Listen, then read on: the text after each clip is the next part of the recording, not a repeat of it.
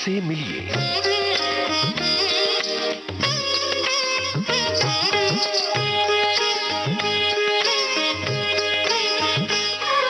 इनसे मिलिए कार्यक्रम में आज हम आपको सुनवा रहे हैं थिएटर, फिल्म और टीवी के अभिनेता रवि झांकल से की गई बातचीत का दूसरा और अंतिम भाग। इनसे बातचीत की है अमरकांत दुबे ने। तो साथियों, पिछले हफ्ते रवि जी के साथ हमारी बातों का सिलसिला कुछ यूं चला, कब इस प्रोग्राम का वक्त जो है खत्म हो गया। तो हाजिर हैं उसी बातचीत को लेकर, बढ़ाते हैं आगे सिलसिला रवि झांकल जी के साथ, उनसे जुड़ी बातों का। आपने कहा कि मुझे मालूम था कि मेरी शक्ल हीरो वाली नहीं थी। यहाँ मैं जरूर ये बात करूंगा कि ऐसे कई कलाकार हैं, जैसे अगर आप ओमपुरी साहब को ले लें, नसीरुद्दीन साहब को ले लें, ये भी हीरो मटेरियल नहीं थे लेकिन हीरो बने। उसके बाद मैं आप पर आ रहा हूँ कि यहाँ आने के बाद जब समझ में आया कि हाँ भाई, रवि झांकल कलाकार तो नंबर 1 है, बस हीरो नहीं है। आपके अंदर कभी ये एहसास नहीं हुआ या मन नहीं हुआ आपका? कभी इस बात को तवज्जो नहीं दी, मैं आपको बताऊं। और नहीं, इन सब के साथ हम काम करते रहे। ओमपुरी के साथ हमने बहुत थिएटर किया है, मैंने बहुत सारा काम किया है उनके साथ। जी जी। पहली मिस्टर बेनेगल की फिल्म थी, उसमें सारे ही लोग थे। हाँ हाँ। ओमपुरी भी थे, तो शबाना भी थी। पहला सीन ही मेरे शबाना के साथ था। बहुत बड़ा शो डिस्कवरी ऑफ इंडिया किया था मैंने, सब उसके अंदर किए। हर तरह के रोल किए हैं, वो तो जिन्होंने भारत एक खोज देखा है हाँ, वो जानते हैं। करेक्ट। और इसमें कोई शक नहीं कि अब तक की बातचीत ने ये साबित कर दिया कि रवि झांकल मुंबई में स्टार बनने नहीं आए, एक्टिंग करने आए थे और ये बताने आए थे कि मेरे अंदर क्या है जी। और बखूबी दिखाया आपने, इसमें कोई शक नहीं है। आपको देखने वाला, आपको जानने वाला इस बात को बहुत ईमानदारी से मानेगा कि रवि झांकल एक बहुत ही अच्छे कलाकार है। लेकिन रवि जी, एक फिर वापस आपकी पर्सनल लाइफ की तरफ जाना चाहता हूँ। आपने बताया कि बचपन और परिवार जो था कोई बहुत ऐसा नहीं था, कि स्थिति जो थी आर्थिक कोई बहुत अच्छी नहीं थी। अब उसके बाद जब मुंबई आप आए, यानी तब की बंबई, आज की मुंबई, तो जो आर्थिक समस्याएं हैं उनका मुकाबला आपने कैसे किया? मैं बताऊं दुबे जी, जो थिएटर का एक्टर होता है ना, अपने रिसोर्सेज में अपने जीवन को चलाना उसको बहुत अच्छे से आता है। ये हमारा ड्रॉबैक भी है, क्योंकि हम बहुत बड़ा नहीं सोचते। मतलब मैं तो नहीं सोचता था उस वक्त, ये मैं आपसे आज कह सकता हूँ। बॉम्बे में नहीं आना चाहता था, सरकमस्टांसेस ऐसी बनी कि मैं बॉम्बे आ गया। लेकिन मैं बॉम्बे आया तो मैंने प्रण किया था कि अगर 5 साल के अंदर मेरा अपना शहर के अंदर घर नहीं होगा तो मैं बॉम्बे में नहीं रहूंगा। मैं अपने शहर में चला जाऊंगा, वहां जाकर के कोई नौकरी करूंगा या कोई एक्टिविटी करूंगा और अपना जीवन शांति से, सुकून से बिताऊंगा। लेकिन शायद ऊपर वाले ने मेरी सुनी। 4-5 साल में मुझे एक घर मिल गया, तो फिर जीवन ज्यादा आसान हो गया। कई ऐसे कलाकार होते हैं, कई हैं, आज भी हैं, मेरे मित्र हैं, उन्हें ये एहसास ही नहीं होता कि भाई तुम्हारे अंदर वो पॉसिबिलिटी नहीं है। पॉसिबिलिटी भी तो होना जरूरी है। वो उस भ्रम को टूटने नहीं देना चाहते। ये आपने बात भ्रम में जीते रहते, नहीं जीना चाहिए। अब लेकिन खैर, सबके अपने नजरिया होता है। कई लोग इसलिए वापस नहीं जाते हैं कि जाकर क्या मुंह दिखाएंगे। हाँ, ये भी बड़ा दुर्भाग्य है, जबकि ऐसा नहीं होना चाहिए। हाँ, जैसे मैंने बात की आपसे, आपने कहा एक नाटक का कलाकार, थिएटर का कलाकार बहुत संकुचित दायरे में जीवन जीना चाहता है। तो भी यहाँ आने के बाद की जो दिक्कतें हैं, जो परेशानियां, जिसको स्ट्रगल कहते हैं, उसके बारे में थोड़ा बताएं, ताकि जो हमारे श्रोता हैं वो ये जान सकें कि एक बहुत ही काबिल आदमी, बहुत ही अच्छा कलाकार, जिसने एक बड़ी लंबी यात्रा की है अपने काम को जानने के लिए, जिसने बाकायदा एक अच्छी ट्रेनिंग ली है, उसके बाद भी उसको काम कैसे मिला, उसकी जो जद्दोजहद थी, वो अगर आप यहाँ बताएं तो सुनने वालों को थोड़ा अपने बारे में, जो इस फील्ड में आना चाहते हैं, उनकी भी आंखें थोड़ी खुलेंगी। मुझे क्या लगता है तो भैया कि स्ट्रगल तो रहता है। देखिए, स्ट्रगल तो पूरे जीवन, आज भी अगर मैं 25-30 साल से काम कर रहा हूँ, आज भी स्ट्रगल है। ऐसा नहीं है, स्ट्रगल कभी खत्म नहीं होता। लेकिन ये बहुत जरूरी है कि कलाकार अपने आप को कहीं तो प्रूव करे। देखिए, आपको मौके मिलते हैं तो आप, जो भी आपको मौका मिले तो आप उसको प्रूव जरूर करें। क्योंकि मैंने तो ये देखा है कि इवन टेलीविजन में भी लोग ये देखते हैं कि आपने क्या काम किया है। सिनेमा में बड़ा आसान होता है, क्योंकि अगर मैं सिनेमा में उठा के बताऊं तो सिनेमा में लोग मुझे बता सकते हैं मेरी ये 10 फिल्में हैं जहां उन्होंने मुझे बहुत बेहतरीन तरीके से देखा है, कि मैंने 70-80 हैं।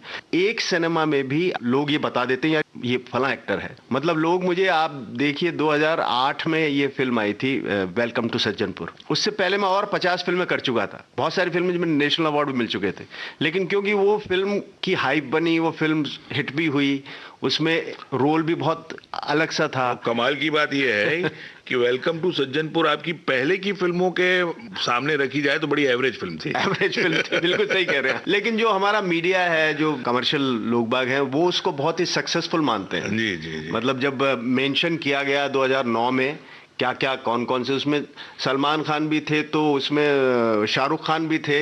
जब लिखा गया उसके बारे में तो उसमें ये भी लिखा गया था कि मतलब रवि झांकल की परफॉर्मेंस को भी हमको नहीं भूलना चाहिए। सही बात है। तो मतलब ये मेरे लिए तो एक अचीवमेंट है। तो मतलब रिकॉग्निशन बहुत होता है अगर सिनेमा में आप कोई छोटा सा भी काम अच्छा कर दें। जो लोग यहाँ आ रहे हैं एक्टर बनने के लिए या फिल्मों से में अपनी किस्मत आजमाने के लिए, तो एक तैयारी के साथ आना चाहिए उनको। तैयारी तो बहुत जरूरी। देखिए सर, मैं कहता हूँ कुछ भी ना करें तो थिएटर तो जरूर करना चाहिए, थोड़ा सा तो।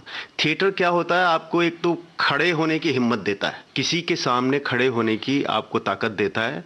मैं कहता हूँ आप चाहे 3 ही प्ले करें, उसमें बहुत बड़ा रोल भी ना करें तो भी चलता है, लेकिन आप उसका हिस्सा बने, वो बहुत ज़रूरी है। क्योंकि आप एक लाइव ऑडियंस के सामने जब कोई काम करते हैं, मुझे जितना भी कॉन्फिडेंस मिला इस शहर में आने का, वो थिएटर का ही था। थिएटर ने ही मुझे ये कॉन्फिडेंस दिया कि मैं इस शहर के अंदर काम कर सकता हूँ जी। और जब भी मैंने काम किया तो हर बार मैंने ये कहा कि मैंने अच्छा किया। ये बड़ा जरूरी है, आपको खुद को ये महसूस होना चाहिए। हाँ, क्योंकि आप अपने प्रति ईमानदार नहीं है तो फिर आप कुछ नहीं हो सकता। हाँ, कई बार आप कोई चीज खराब भी करते हैं तो आपको लगता है आज मेरा दिन अच्छा नहीं था, ये होता है। लेकिन हर बार आपको ये चीज देखनी होगी। आप जब कोई एक सीन करते हैं तो जो 25 लोग खड़े होते हैं वही रिएक्ट कर देते हैं, वही रिएक्ट कर रहे हैं। पक्का, बिल्कुल सही कह रहे हैं आप कि वो भी लाइव रिएक्शन है। हाँ, कैमरे पे जो चीज देख रहे हैं लोग और वो जो एयर होगा वो तो बात की बात है। वहां खड़े जो टेक्नीशियन है, वहां खड़े लोग जो हैं, उनके चेहरे से ही समझ में आएगा कि हाँ मैंने कैसा किया है काम। देखिए सर, जब किसी स्टार, मैंने सभी के साथ काम किया, सलमान खान हुए, शाहरुख खान हुए, आमिर खान, सबके साथ मैंने काम किया। सलमान खान अगर कुछ काम करते हैं तो वो कुछ भी नहीं करते तो भी तालियां बजती हैं जी, क्योंकि ये प्रथा है बनी हुई है। ये एनकरेजमेंट की एक प्रथा है जो है हमारे बॉलीवुड में है। लेकिन उनके सामने अगर हम कोई काम करते हैं और तालियां बजती हैं तो मायने तो ये बहुत बड़ी बात होती है। बहुत बड़ी बात होती है। आपने बीच में जिक्र किया अग्निपथ का, उसके बारे में भी मैं बात करूंगा और सलमान खान शाहरुख खान से जुड़ी फिल्मों के बारे में भी बात करूंगा। लेकिन थोड़ा सा इसी बात को और आगे बढ़ाना चाहता हूं। इसी बात से जुड़ा ये सवाल करना चाहता हूं कि आपने कहा श्याम बेनेगल की पहली फिल्म से आप साथ में थे, यानी आप जब आए आपकी पहली फिल्म थी, तो ये फिल्म में आप श्याम बेनेगल के टच में कैसे आए? उस समय आपकी ये जर्नी कैसे शुरू हुई? सर, ये जो लोग थे ये अपने मतलब एक दूसरे का सिनेमा तो देखते ही थे इनका। तो उस वक्त मैंने गोविंद निहलानी के साथ 2 फिल्में की थी, पार्टी और एक आघात। आघात बड़ी बेहतरीन फिल्म थी, उसमें ओमपुरी थे, नसीरुद्दीन शाह थे, मतलब काफ़ी सारे लोग थे और वो काफ़ी बड़ी फिल्म थी अपने आप में। तो उस फिल्म में मैंने एक बहुत ही इंपॉर्टेंट रोल किया था। तो वो फिल्म मिस्टर बेनेगल ने देखी थी। उससे पहले मैं कोशिश कर रहा था उनके पास साल 6 महीने से कि मैं उनसे मिल लूं, तो मिल ही नहीं पाया था। तो उन्होंने मुझे उस फिल्म में देखा और उन्होंने फिर दुबे जी उस वक्त थे, तो दुबे जी से उन्होंने कहा यार ये लड़का कौन है, इसको बुलाओ। सत्यदेव दुबे जी की बात कर रहा हूँ आपसे। तो इनका ये उस वक्त इनका ये होता था कि कोई अगर फेस आपने देख लिया, फेसेस पे बहुत जाते थे, फिर परफॉर्मेंस तो आपको देखने को मिल ही जाती है। तो वो उन्होंने देख के मुझे बुलाया और उन्होंने मुझे बहुत बड़ा पार्ट अपनी फिल्म में दिया। ये आप सोचे मतलब उनका क्या सोच होता था। एक सीन देखा उन्होंने फिल्म में और उन्होंने मुझे एक बहुत ही अच्छा मतलब मेजर पार्ट। किस फिल्म की उस फिल्म में ये सुषमन एक फिल्म थी जी। ओमपुरी उसके हीरो थे, शबाना थी, लेकिन उसमें मेरा किरदार, मैं और पल्लवी जोशी उसमें थे, यंग उसमें जी, तो वो पूरी फिल्म आप देखें तो उसमें मतलब 50-60% मैं और पल्लवी हैं। मेरे लिए तो मेरी फिल्म है। जी बिल्कुल सही कह रहे हैं आप। तो उनका जो सोच उनका था बहुत ही डिफरेंट हुआ करता था। उनको ये मालूम होता था कि ये जो काम किया है ये मेरी फिल्म, एक तो सुटेबिलिटी का बड़ा उनका इशू होता था कि ये सुटेबल कैसा दिखेगा। आज की तारीख में जिसको कास्टिंग कहते हैं चीजें वही है, नाम बदल गए। हाँ। आपने श्याम बेनेगल जी के बारे में और उनके साथ जुड़ने के बारे में बहुत अच्छी बात कही, बहुत अच्छी चीज बताई। इसमें तो कोई शक नहीं है, इतनी बातचीत में हमारे श्रोताओं ने आपको बहुत अच्छी तरह से और जान लिया। आपकी अभिनय को तो वो देखते ही रहते हैं, आज रवि झांकल को पहचान रहे हैं। रवि जी, एक सवाल है जिसके बाद मैं आपसे आपकी जाती जिंदगी से जुड़ी हुई कुछ बातें करूंगा, और वो सवाल ये है कि कहीं ऐसा तो नहीं रवि जी कि श्याम बेनेगल के साथ इतना लंबा काम करने के बाद, केतन मेहता, गोविंद निहलानी, इनके साथ लंबा काम करने के बाद थोड़ा आपको नुकसान भी हुआ हो कि मसाला फिल्मों के में आपकी वो जगह नहीं बन पाई? कुछ फिल्में जरूर आपने की, बहुत अच्छी की। अगर लेटेस्ट फिल्म अग्निपथ की बात करें तो नो डाउट कि आपका बहुत बेहतरीन काम था, लेकिन क्या आपको नहीं लगता कि जो सो कॉल्ड मसाला फिल्में हैं उनमें आपको वो जगह नहीं मिल पाई? क्या उसका कारण ये तो नहीं था कि अरे यार ये तो 8 फिल्मों का आर्टिस्ट है? तो लोग क्या सोचते हैं उसका जवाब तो मैं नहीं दे सकता, लेकिन मेरी ऐसी कोशिश भी नहीं रही, मैं आपको बताऊं। अच्छा। क्योंकि जब तक हम कोशिश करते तब तक टेलीविजन आ गया था। और टेलीविजन में मैं ये मानता हूं जब टेलीविजन आया था तो उस वक्त बहुत बेहतरीन काम हुआ करता था। तो मेरी जितनी भी एनर्जी मेरे अंदर थी, एक आर्टिस्ट की जितनी एनर्जी थी, वो 10 साल तक मैंने लगातार इतना टेलीविजन किया। जो मेरी अपनी जो एक आर्टिस्ट की भूख होती है डिफरेंट डिफरेंट कैरेक्टर करने की, वो मुझे वहाँ वो चीज़ मुझे मिलती रही। तो मैंने कभी उस तरफ देखा नहीं। और सच कहूँ कोई ऐसी पैसे की बहुत मतलब लालसा भी नहीं रही कि मुझे करोड़ों कमाना है। शायद इस मामले में मैं थोड़ा कमज़ोर हूँ, तो मुझे कभी ऐसा नहीं रहा कि क्योंकि जितनी रिक्वायर्ड थी उससे दुगना हमको मिल जाता था। तो मुझे ऐसा कभी लगा नहीं। और आपकी मुझे तो लगता है कि एक्टर का बूस्टअप उसका काम है। तो आप हर दिन अपने आप को टेलीविजन में प्रूव करते थे और उस वक्त टेलीविजन बहुत बेहतरीन हुआ करता था। वो दौर अलग था, आज दौर बदल गया टेलीविजन का भी, तो ये तो आप मानेंगे। हाँ, मुझे उसका कोई रिग्रेट नहीं है। बहुत उस बीच में मैं करता भी रहा, ऐसा भी नहीं, मैंने फिल्में भी की काफी। कोई मिल गया में चाहे 3 ही सीन थे, लेकिन लोग मुझे कोई मिल गया से भी जानते हैं। मैं यही कह रहा हूँ कि मसाला फिल्में, यानी अगर आप सो कॉल्ड ये फिल्में की बात करें तो आपने वो की हैं, लेकिन जिस मयार के कलाकार आप हैं उस तरह का रोल इस तरह की फिल्मों में नहीं किया। लेकिन इस सवाल का जिस बेबाकी से और जिस ईमानदारी से आपने जवाब दिया है, मैं सलाम करता हूं आपको। और दिल खुश हो गया ये जानकर कि एक कलाकार जो है वो एक सच्चा कलाकार होता है, जो वो सच्चे कलाकार के जो गुण हैं वो पूरे आप में हैं।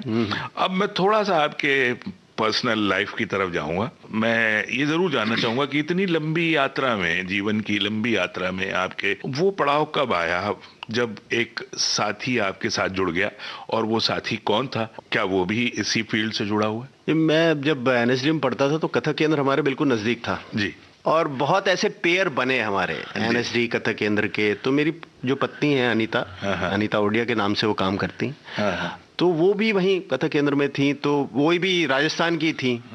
तो वैसे उनसे जुड़ाव हो गया, फिर लगाव हो गया, फिर प्रेम हो गया, फिर हम दोनों ही फ्रीलांसर। तो फिर मतलब मेरी पत्नी ने मुझे कहा, जब मेरा रेपर्टरी में वो सिलेक्शन नहीं हुआ, तो उन्होंने कहा अगर स्ट्रगल ही करना है तो बड़ी जगह जाके करते हैं जी। वो एक मेरे लिए बहुत बड़ा सपोर्ट सिस्टम था। मैं आपको बताऊं, इमोशनल सपोर्ट और फाइनेंशियल सपोर्ट। बिल्कुल सही। तो वो दोनों लगातार मिलते रहे, क्योंकि वो यहाँ पर मतलब बच्चों की क्लासेस वगैरह लेके रेवेन्यू लाती थी। तो कभी मेरे से नहीं होता था तो उससे होता था। तो ये जो है जद्दोजहद करीब 4 साल 5 साल तो मैं आपसे कह सकता हूँ कि ये थोड़ी सी मुश्किल भरा दौर था। यानी तो कहना चाहिए कि सही मायनों में जिंदगी का हमसफर मिल गया। और वो मुझसे बड़ी कलाकार हैं आज की तारीख में। उनको डागर घराना मिला हुआ है, उनको स्टेट के अवार्ड मिले हुए हैं। वो अपनी फील्ड की बड़ी कलाकार हैं। यूं हमेशा खुश रहें, तरक्की करते रहें, और विविध भारती में इसी तरह आप आते रहें हमसे बात करने, अपने श्रोताओं से बात करने। बहुत बहुत शुक्रिया आपका हमसे बात करने के लिए। बहुत बहुत धन्यवाद भैया, थैंक यू। इनसे मिलिए कार्यक्रम में आप सुन रहे थे थिएटर, फिल्म और टीवी के अभिनेता रवि झाकल से अमरकांत दुबे की गई बातचीत का दूसरा और अंतिम भाग। तकनीकी सहयोग दिया वंदना ठाकुर ने। प्रस्तुति सहायक PKA नायर और कार्यक्रम के प्रस्तुतकर्ता सुभाष चंद्र सिंह। इनसे मिलिए कार्यक्रम अब समाप्त हुआ। इनसे मिलिए